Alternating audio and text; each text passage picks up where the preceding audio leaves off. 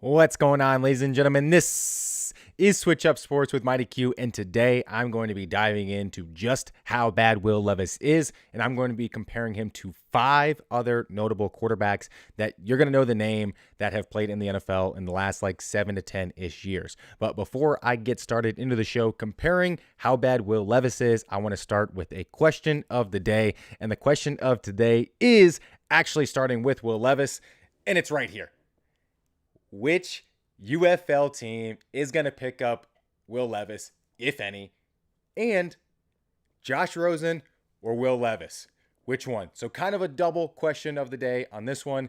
It's something that's kind of out there. If a UFL team is going to pick him up, if they will at all, and would you rather have Josh Rosen or Will Levis? Super awesome question of the day. Go ahead and leave it in the comments. Now, let's dive in to see just how bad Will Levis is. And to see how bad he is, we have to start off with actually showing Will Levis's career numbers. So to do that, this is Will Levis's career. He is 4-9 all time, even though technically he didn't complete his last game. We're still going to go with 4-9.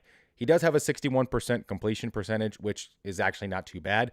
He's only thrown for just over 2,400 yards, 12 touchdowns, 10 picks. Okay, we like to see touchdowns more than interceptions. The 29 QBR. This is where those super bad negative plays start to come in and take account. We've seen some really bad plays from Will Levis each and every week. And the funny thing is with the meme from Monday is he's like, I didn't see him. And multiple people have been like, yeah, dude, we know you didn't see him. You're not that good of a quarterback. So it's interesting to see Will Levis with the 29 QBR and the 81 passer rating. This is where you start to see two differences in those numbers and those stats. The passer rating is just kind of an interesting number that doesn't take into many variables, while QBR actually does. So that's where you see a low QBR. So let's dive in and start comparing Will Levis, and I'm going to do some blind reveals on these 5 quarterbacks. So starting up with this first one. In 12 games, he went 3-9. He had a 60% completion. So immediately right there, he's only 1% less than Will Levis in terms of completion percentage. He threw for 300 more yards than him. He had 1 more touchdown as well as 1 more interception. He had a lot higher QBR and had slightly lesser of a passer rating, but 81 and 80, they're essentially the same. So who is this guy? And this guy is Blake Bortles in 2018.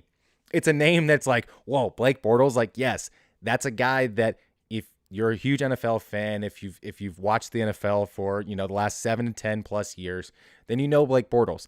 Blake Bortles played in Jacksonville. This was, I believe, his last season in Jacksonville before he then turned into a journeyman. He actually ended up playing on the Packers and a couple other teams. So it's kind of funny. If you search his name, you're going to see him in a ton of different jerseys. But this is kind of where Will Levis lines up. And I actually think Will Levis, this is actually a pretty even comp. If you just say, hey, Will Levis, Blake Bortles, I think they're on a pretty same level playing field. So now let's move in and go to our next up.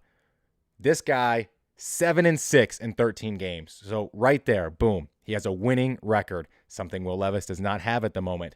Now, you take into account slightly higher completion percentage, that 1% higher. He does have almost 600, just over 600 yards, more passing yards, as well as more touchdowns, 12 for Levis, 19 for this mystery quarterback here, and a couple more interceptions. But with the more touchdowns, you're going to take it, as well as a lot higher QBR at 46. Now, it's not very good. It's only at 46, and an 84 passer rating. So who is this mystery man? This mystery man is Sam Darnold. Sam Darnold with the Jets in 2019. That's, again, Sam Darnold, the guy that was seeing ghosts in New York. Seeing ghosts, still better than Will Levis. And these numbers kind of show it, even though they are pretty comparable. So let's go ahead and move on to our next mystery quarterback. This quarterback, 6-8.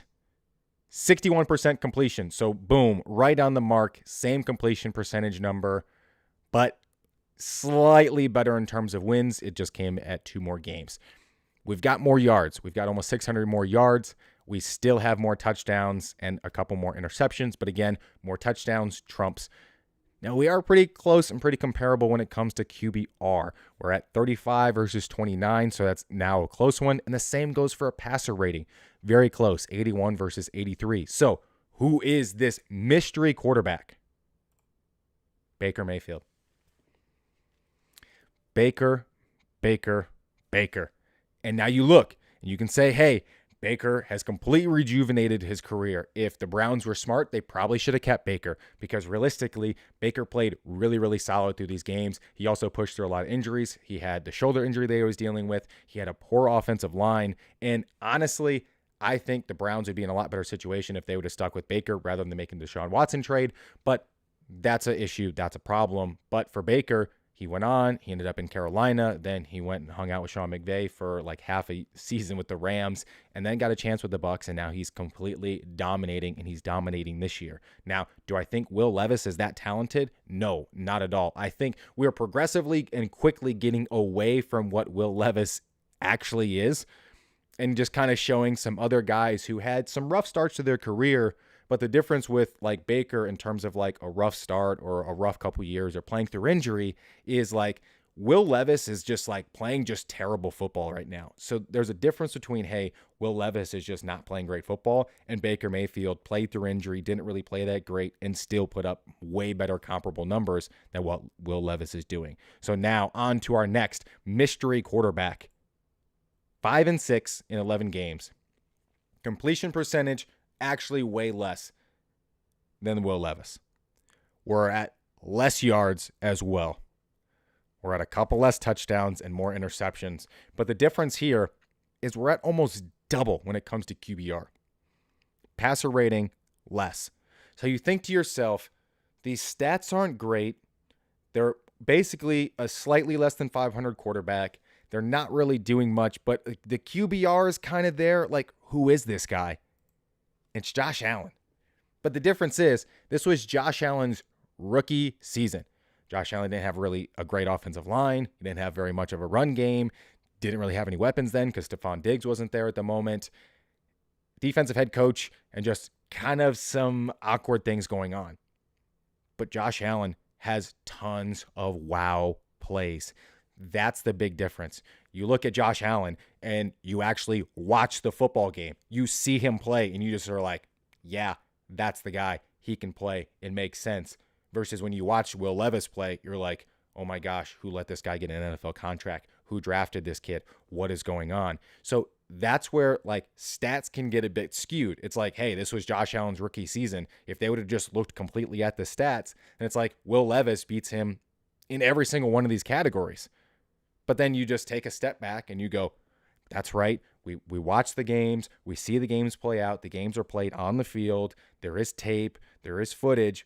We get to watch. We see production. And that's the biggest difference. Will Levis is over here throwing shovel underhand interception passes or just kind of diving across and doing random stuff. And he's had a terrible play each week in the first 4 weeks.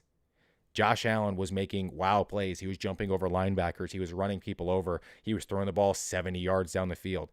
That's the difference. So now we move on to a guy that I think this would be Will Levis's ceiling at this moment after watching him play for the first 13 weeks of his career. So this guy is this is Will Levis's ceiling. This is, I think, the best chance Will Levis has.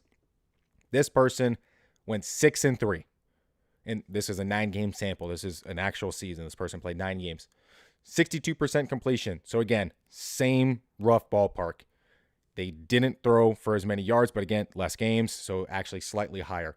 We've got 16 touchdowns, 8 interceptions. This is where Will Levis actually should probably be roughly at. We like it. 2 touchdowns, 1 pick. That's fine. Don't turn the ball over. Very good with the ball.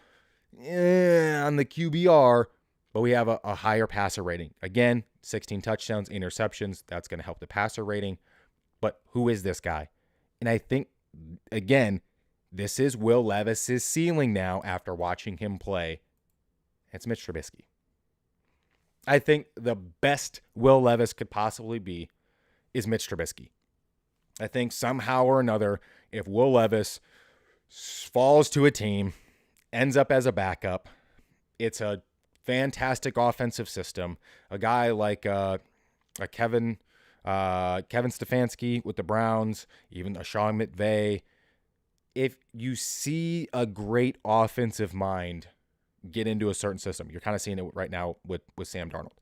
If you have a great offensive scheme and you have a ton of weapons around and you're able to just kind of manage what's going on, then the best that I think Will Levis will have any chance of doing is maybe making it to a wild card spot, giving the team a chance to win, and that's kind of about it. This is the absolute best, I think, for Will Levis. I think this is his ceiling. We've watched him play now 13 games. If we go to his numbers, this is Will Levis. So going through those last 5 quarterbacks, this is what Will Levis's numbers are. He's 4-9, 61% completion, just over 2,400 yards, 12 TDs, 10 picks, 29 QBR with 81 passer rating. If you're an NFL franchise, if you're a Titans fan, are you really wanting to hang on to this guy after the just bonehead plays that he's made the past couple weeks? The NFL is now in a time where you can't have these numbers. You just can't. You just can't put up numbers like this and have the stupid bonehead plays. Now, for a guy like Josh Allen, when Josh Allen didn't have the greatest numbers, Josh Allen had wow plays. He had spectacular plays. Will Levis is the exact opposite. He has poor numbers and terrible plays. So it's interesting. If you had to decide, would you keep Will Levis? So those are the 5 quarterbacks that I wanted to compare Will Levis to, as I did some deep diving and, again, found stats that were almost virtually comparable in almost every single regard for each guy. I know the Josh Allen one was crazy, the fact that Will Levis's numbers are better with the exception of the record in every single one. So it's crazy to think of. But, again, just to touch on the question of the day, questions of the day, which UFL team is going to pick up Will Levis? And would you rather have Josh Rosen or Will Levis? So to answer those questions, go ahead and hit them down in the comments below. But this is Switch Up Sports with Mighty Q, a live sports podcast that is going to be going live each and every week. So if you don't want to miss a show, then go ahead and hit that subscribe button so that way you don't miss out on any chances. And I will catch you guys in the next one, as I'm going to be doing some predictions for the upcoming weekend, and I will see you over there.